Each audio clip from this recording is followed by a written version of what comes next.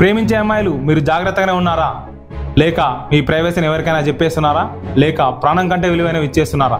అలా ప్రాణం కంటే విలువైనవి ఇచ్చేసి మోసపోయి గుణపాఠం నేర్చుకొని ఈ వీడియో చేయమని కోరిన ఒక అమ్మాయి స్టోరీయే ఈ వీడియో చేయమన్న అమ్మాయి తను బాధపడుతూ ఉంటే నాకే కన్నులు వచ్చాయి. సో అందుకే ఈ వీడియో కొద్దిగా కాదు, చాలా అగ్రెసివ్గా ఉండబోతుంది. కొద్దిగా అడ్జస్ట్ చేసుకోండి.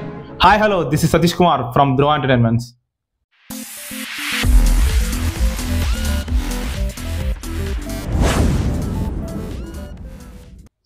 అందరిలాగానే ఒక అబ్బాయి అమ్మాయి ప్రేమించుకున్నారు. కానీ కొందరిలాగా ఆ అబ్బాయి అమ్మాయిని మోసం చేసి వెళ్ళిపోయాడు. దాంతో ఆ అమ్మాయి తనకు అదృష్టం లేదని చెప్పి అనుకొని తన స్టడీస్పై ఫోకస్ చేసింది. అంతలోపే ఒక అబ్బాయి తనకు ప్రపోజ్ చేశాడు. బట్ ఆ అమ్మాయి మాత్రం అలాంటివన్నీ తనకి ఇష్టం లేదని, ఇంట్రెస్ట్ లేదని, నమ్మకం లేదని అండ్ పాస్ట్లో జరిగిన బ్రేకప్ ఇన్సిడెంట్ గురించి తనకి జెన్యూన్గా చెప్పింది. కానీ ఆ అబ్బాయి మాత్రం ఆమెతో అలాగే ఫ్రెండ్షిప్ కంటిన్యూ చేశాడు. అలా ఫ్రెండ్షిప్ కంటిన్యూ చేస్తూనే చాలాసార్లు ఆ అబ్బాయి అమ్మాయికి ప్రపోజ్ చేశాడు. కానీ ఆ అమ్మాయి తనకు నమ్మకం లేకపోవడంతో ప్రతిసారి రిజెక్ట్ చేసింది. కానీ అలా 2 years ఆ అబ్బాయి వెయిట్ చేయడంతో ఒకరోజు ఆ అమ్మాయి అతని ప్రపోజల్ని ఒప్పుకుంది అండ్ లవ్ చేయడం స్టార్ట్ చేసింది. అలా లవ్ చేసే ప్రాసెస్లో ఆ అమ్మాయి ఆ అబ్బాయిని లైఫ్ పార్ట్నర్గా నమ్మి తన గురించి, తన ఫ్యామిలీ గురించి మొత్తం చెప్పేది అండ్ ఎటువంటి ప్రైవసీ విషయాలు దాచుకోకుండా మొత్తం తనతో షేర్ చేసుకునేది. అంతేగాక రెగ్యులర్గా చాట్ చేసేవారు అండ్ వీడియో కాల్స్ మాట్లాడేవారు.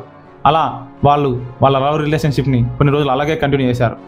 కొన్ని రోజులు గడిచిన తర్వాత ఆ అమ్మాయి ఇంట్లో వాళ్ళ ప్రేమ గురించి చెప్పాల్సిన పరిస్థితి ఏర్పడింది. దాంతో ఆ అమ్మాయి పెళ్ళి ఎప్పుడు చేసుకుందాం అని చెప్పేసి అతన్ని అడిగింది. దాంతో అతను వాడు మాత్రం మన పెళ్ళేంటి, మన లవ్ ఏంటి, అసలు మన ట్రూ లవ్వేనా? ట్రూ లవ్ అయితేనే నేను పెళ్లి చేసుకుంటాను, ట్రూ లవ్ అని నువ్వు నిరూపించుకో, అప్పుడే నేను పెళ్లి చేసుకుంటా అని ఆమెతో చెప్పాను.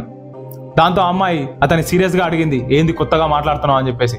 అప్పుడు వాడు ఏమన్నా అంటే, నువ్వు ట్రూ లవ్ అని ప్రూవ్ చేయించుకోవాలంటే నేను ఏది అడిగితే అది ఇవ్వాలి, నేను అడిగిన దానికి నువ్వు ఇస్తావా అని అడిగింది. దాంతో ఆ అమ్మాయి ఇస్తానని చెప్పేసింది. కానీ వాడు ఒక విషయం అడిగాడు, దానికి ఆ అమ్మాయి రిఫ్యూజ్ చేసింది.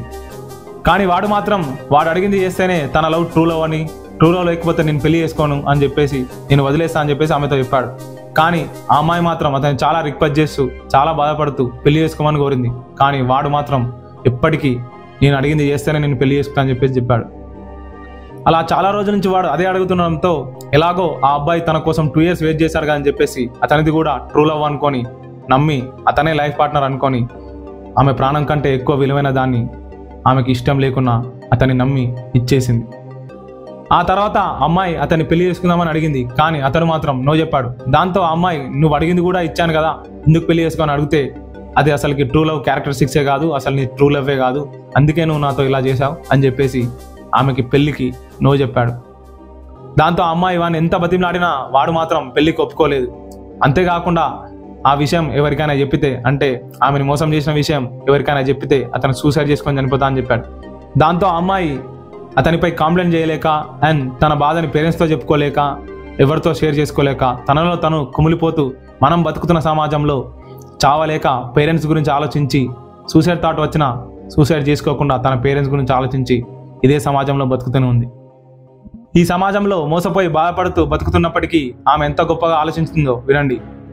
ఆమె ఎంత గొప్పగా ఆలోచించిందంటే, అది ప్రైవసీ మ్యాటర్ అని తెలిసినా, ఆ మ్యాటర్ తెలిస్తే ఇంకొకరు అంటే ఇంకో అబ్బాయి మోసం చేశారని తెలిసినా, ముక్కు మొహం తెలియని ఒక అబ్బాయితో అంటే నాతో ఈ వీడియో చేస్తే ఇంకొక అమ్మాయి మోసపోకుండా ఉంటుందని చెప్పేసి ఈ వీడియోని అండ్ ఆ వీడియోలోని ప్రైవసీ మ్యాటర్ని నాతో షేర్ చేసుకుంది.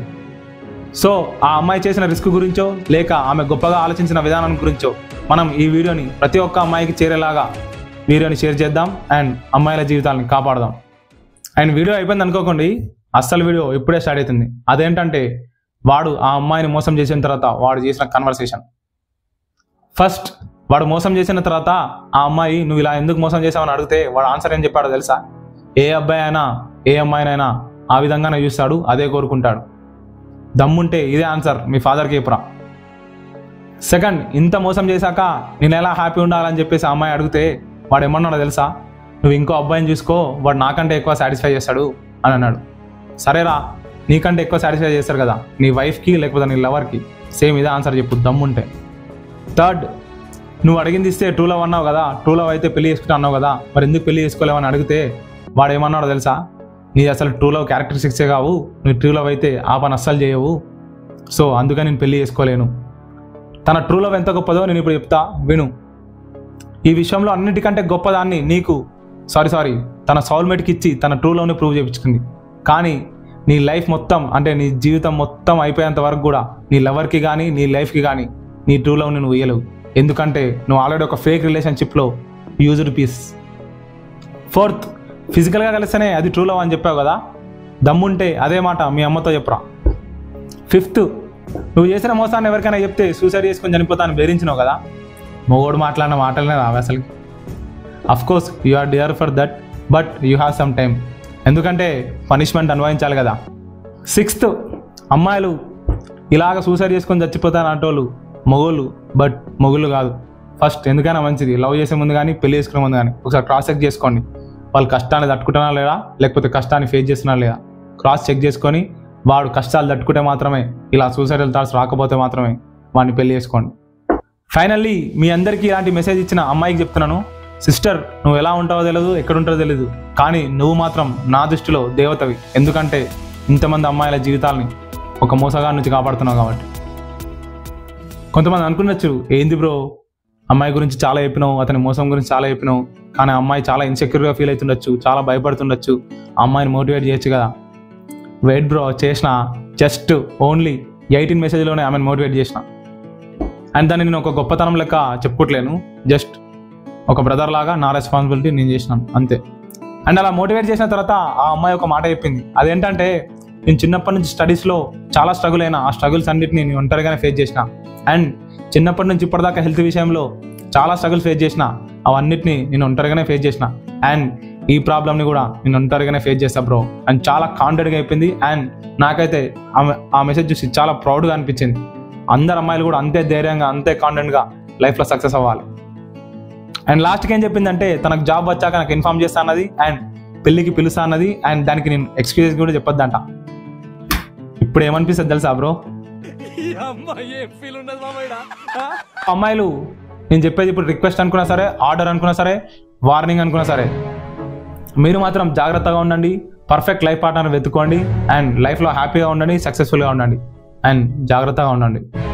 సో ఈ వీడియో మాత్రం ప్రతి ఒక్క అమ్మాయికి షేర్ అయ్యేలాగా వీడియోని షేర్ చేయండి. Thank you.